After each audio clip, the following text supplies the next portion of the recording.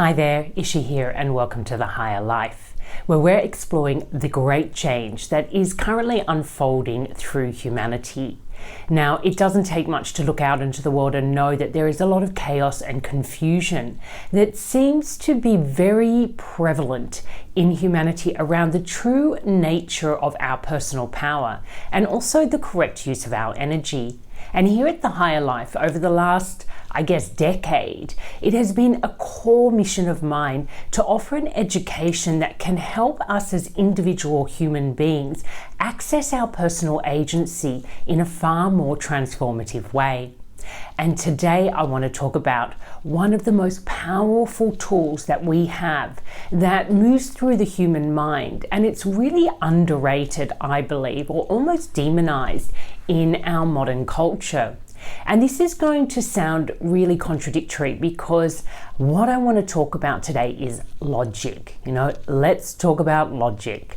Now, logic would appear to be a mental capacity that we do actually really revere in modern culture. But the logic that I want to speak to today is not the kind of logic that we've been educated to invest our time and energy into. And I think it's really important for us at this point in history to get very clear about how powerful the logical aspect of our mind perception is.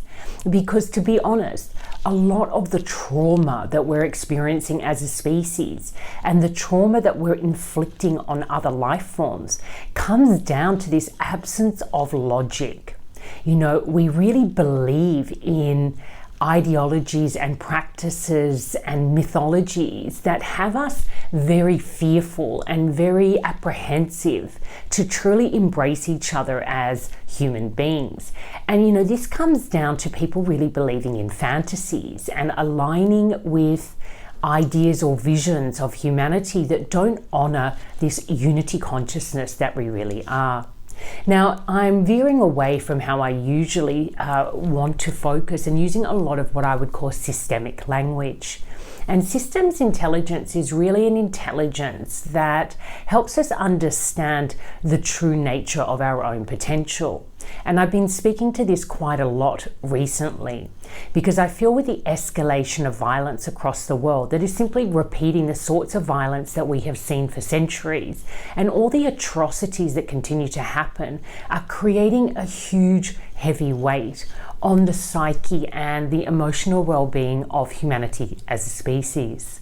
So what I want to talk about today is how can we understand logic in a way that can start to wake us up to some of these delusions that we're living through, these delusions that create this violence that we keep perpetuating. I think it's a really important lesson. This is one of my heartfelt ambitions in this lifetime, is to be able to participate in an unfolding in which we can truly thrive as a species, and that all life forms are respected and revered and well taken care of. I want my children to be excited about being human and not to feel that we are our own worst enemy, which we can be. And I think one of the reasons why we end up being our own worst enemy is because we don't apply logic.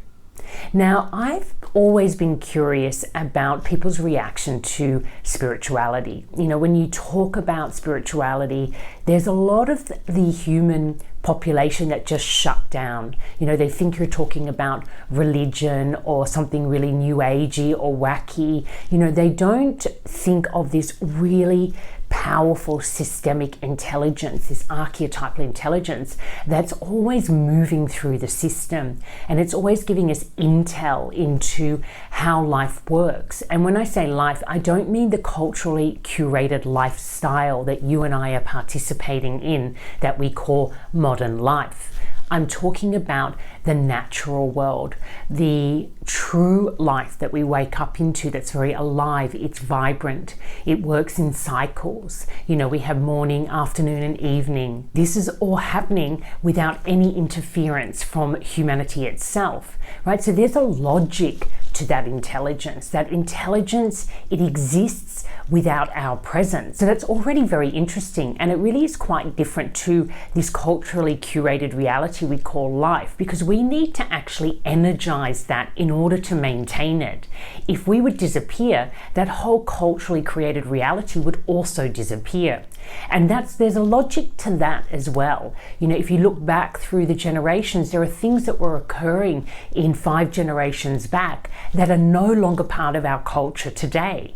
And that's because somewhere along the way, we observed the impact of our actions back then and realized they were probably not serving us. We'd simply outgrown them. Our awareness had expanded. We were no longer ignorant, and we made shifts and adaptations in the way that we were living our lives. So culture is very adaptive, it's very transformative, you know, but at the end of the day, it is a delusion. It cannot be upheld naturally without human interference. So this is the kind of logic I'm speaking to. Now, you know, there's another way of conceptualizing this type of logic. We could call it contemplation. Now, contemplation is often viewed as a philosophical tool. Again, something esoteric, something that you do, you know, in your free time. But contemplation is actually the core occupation of a masterful mind. Now, most people would think it's meditation. However, meditation is actually just creating fertile soil for a powerful contemplation to occur.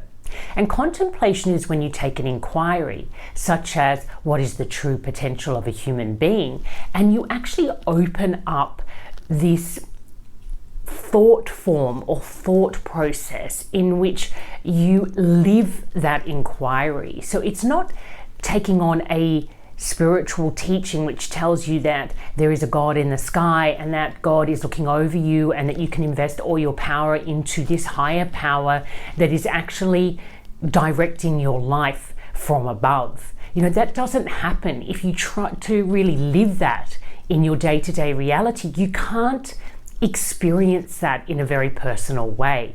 It's a belief that is really based on a kind of fantasy. Now, of course, there are things happening in our day-to-day life, like it rains, it snows, we have synchronicities, and you wonder, well, that must be a higher power. And I would say, yes, it's a systemic intelligence. We do have an understanding why it rains and why the sun comes out and the impact that the sun has. These are things that through generations of exploration, we've tried and tested and lived through. The sun is consistent, the rain is consistent. These are things that happen without our interference. So there is a logic that intelligence has something to offer us. Now, there's another way that we can really, I think, discern or distinguish between a logic that is not helpful or a logic that we have been educated to invest too much energy into, and the logic that I'm speaking to here. Now, let's talk about ego logic versus spiritual logic. You know, and spiritual logic, it's all about using this process of contemplation to come to some sort of clarity, right? If I observe the seasons for long enough, I'm able to name them as seasons and understand that there's a repetitive nature to how those seasons operate, and that each of those seasons has a function to play, right? So, you know, the winter kills everything off in preparation for the new season that's coming and the new life that's going to be born. Humans die so that new humans can live their lives. We see this constant recycling of the same entity, but in a way, every time it gets recycled, it adapts just a little bit more based on the experience that it had through its last cycle.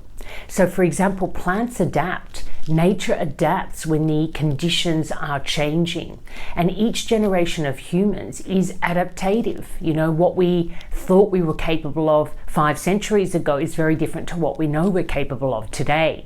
So there's always this evolution taking place.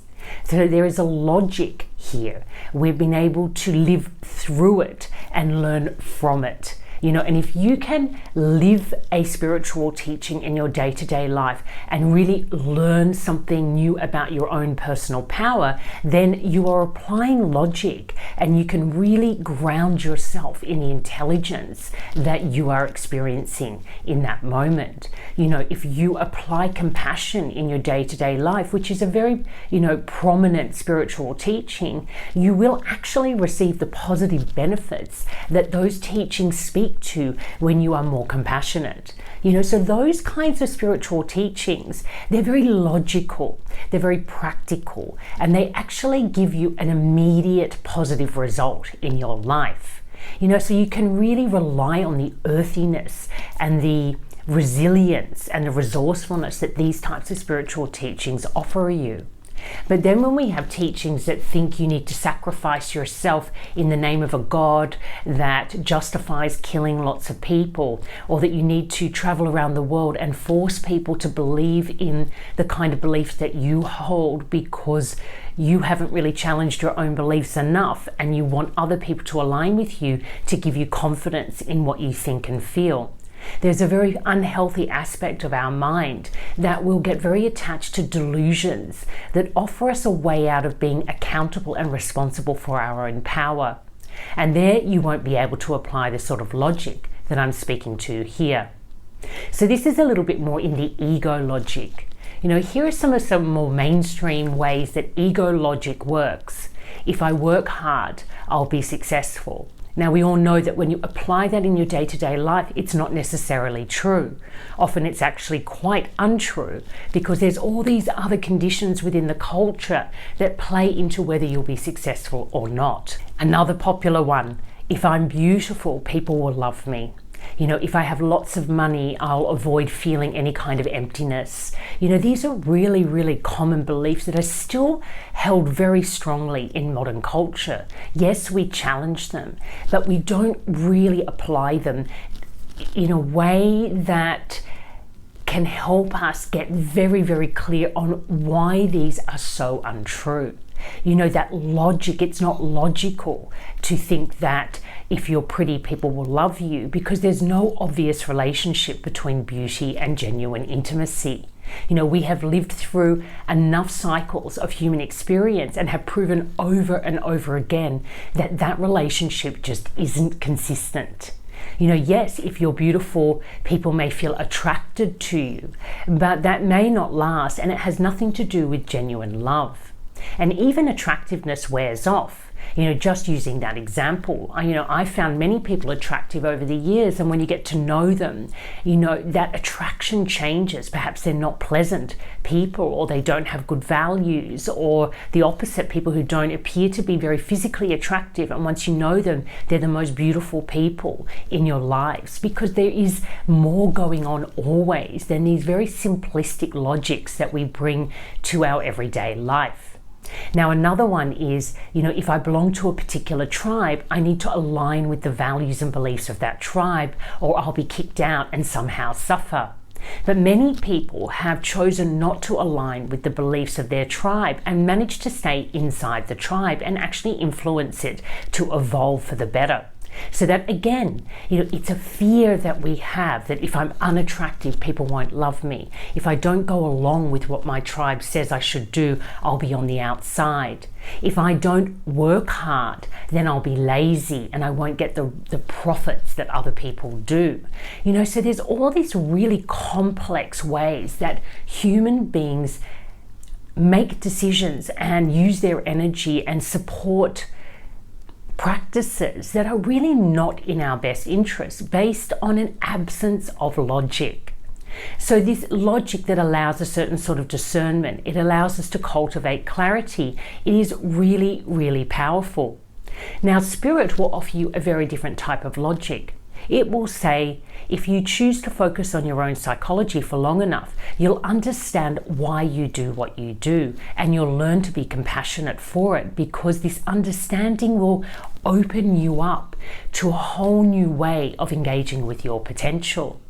right? And that's really powerful. If you could rely just on that one piece of logic alone, you would spend the rest of your life getting very, very clear on the psychology that makes up who you think you are, because you would know that this psychology is actually influencing the way that your energy works in the world and the kind of reality that you as a single human being are experiencing. Because we all experience different versions of reality based on the quality of our mind and the way that our mind channels our focus, attention, and energy into our day-to-day life. Now, giving a more concrete example, if I would look at my own life, okay, I'm born in Amsterdam, I grew up in Australia, I've had all these opportunities, I'm very typical of a modern Western woman. You know, I have a tertiary education, I have a relationship, I'm married with kids, it's all very generic, right? So if you looked at my life on the surface, you would think I'm just leading a pretty ordinary, standard, mainstream life.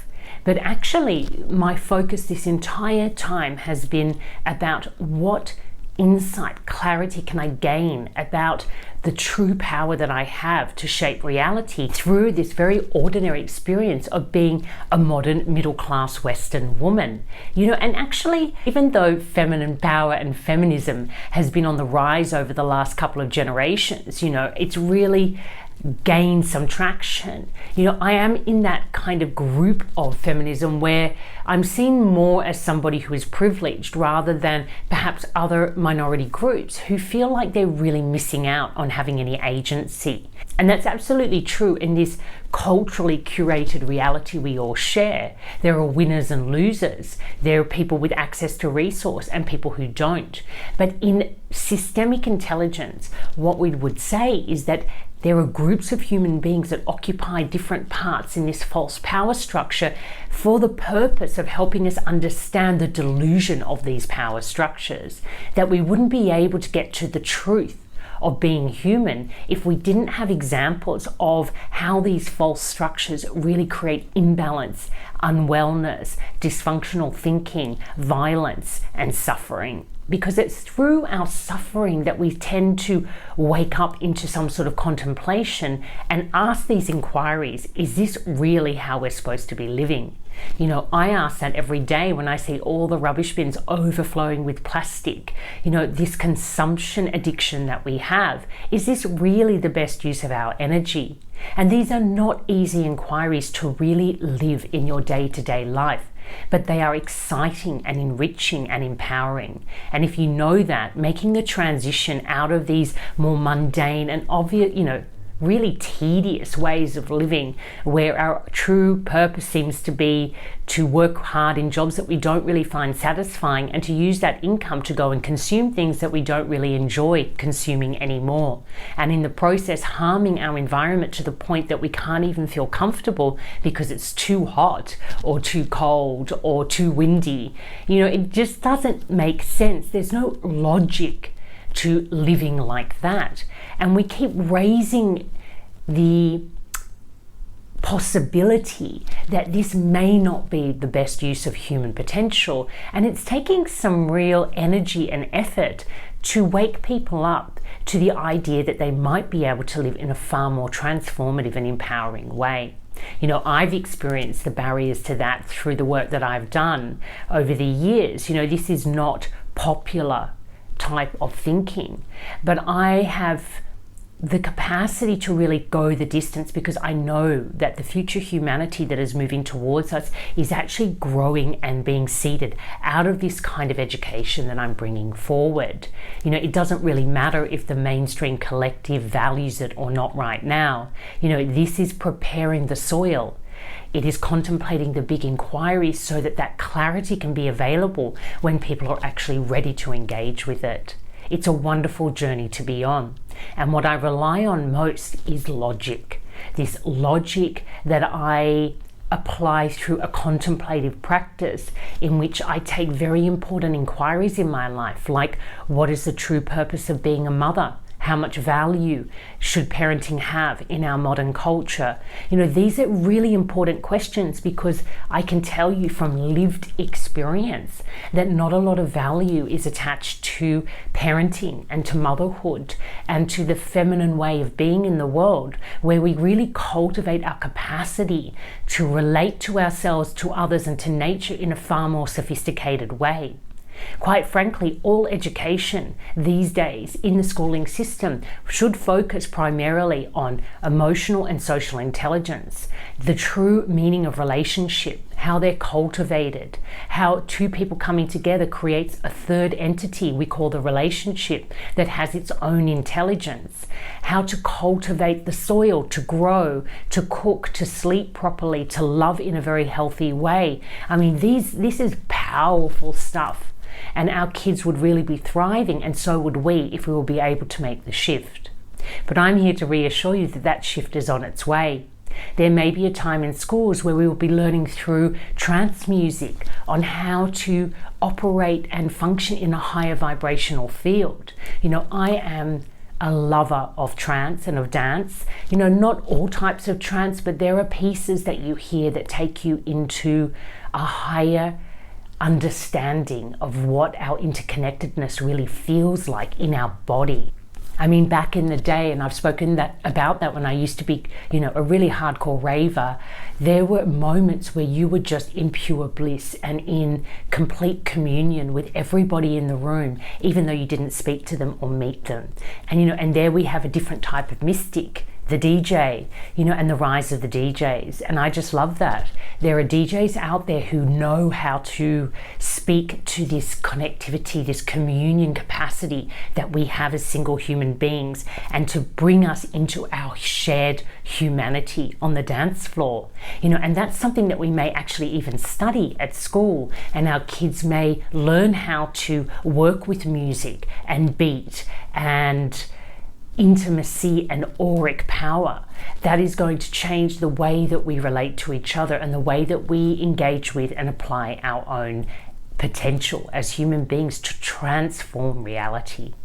This has been a really, I think, resonant lesson for me, even because I've been thinking about logic a lot, and I'm a highly intuitive person, but it is logic that I always come back to. Is it logical? I'm not going to diss on centuries of religion, but I'm going to say that it's not logical to believe that there is a power or a person in the sky that is giving us messaging but has never revealed themselves to us, and that messaging often leaves us in even more cycles of violence and suffering. That's not logical.